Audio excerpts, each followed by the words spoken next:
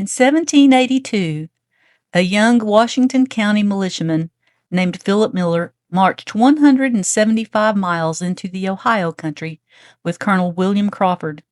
He was one of nearly 500 volunteers who answered the call after years of frontier raids. What followed was one of the most disastrous campaigns of the Revolutionary War on the western frontier. This is his story. Philip was born about 1755 in the German settlement of Woodstock, Virginia, once called Millerstadt. At 15, his father Abraham pulled up stakes for Augusta County, only to drift back to Woodstock in 1770.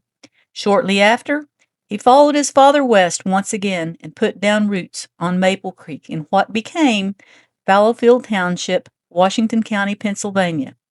There he cleared land besides other families who had also left the Shenandoah Valley behind. By 1780, his name appears on the local tax rolls and on the militia roster as a third-class private in Captain Thomas Parkeson's company.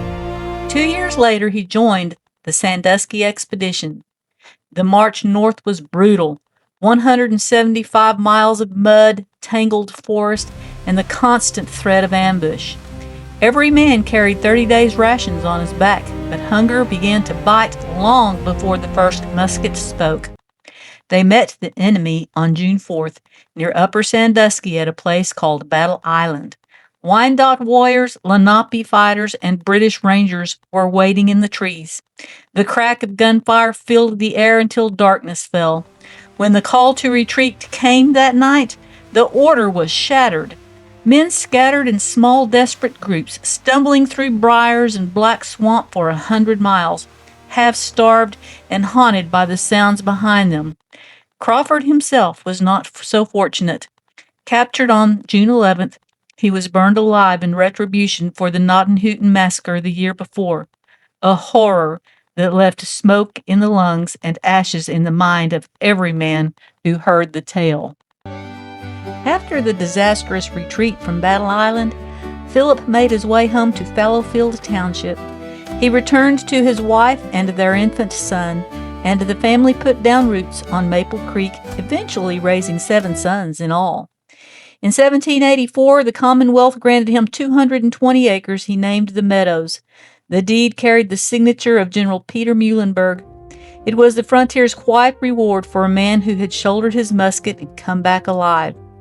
For decades, Philip farmed that land. Then, in 1824, the family loaded wagons once more and crossed into Muskingum County, Ohio. This time, the journey west carried the marks of years. Gray streaked Philip's hair, and Mary's hands were gnarled and strong from decades of spinning wool into thread, thread into cloth, and cloth into the quiet strength that had held their family together through every move.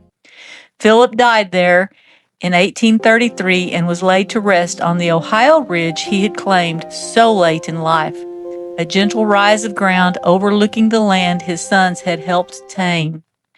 His story is one of quiet endurance, German grit carried from the Shenandoah Valley through the fire of the Revolution and into the next American frontier. He built a family too restless and determined to stay rooted in any one place for long, and left behind a legacy written in land, hardship, and survival. Phillip Miller's full story is told in the book Land Where My Fathers Died. If you want more accounts of the ordinary men who carried the Revolution on the frontier, subscribe and join me for the next one.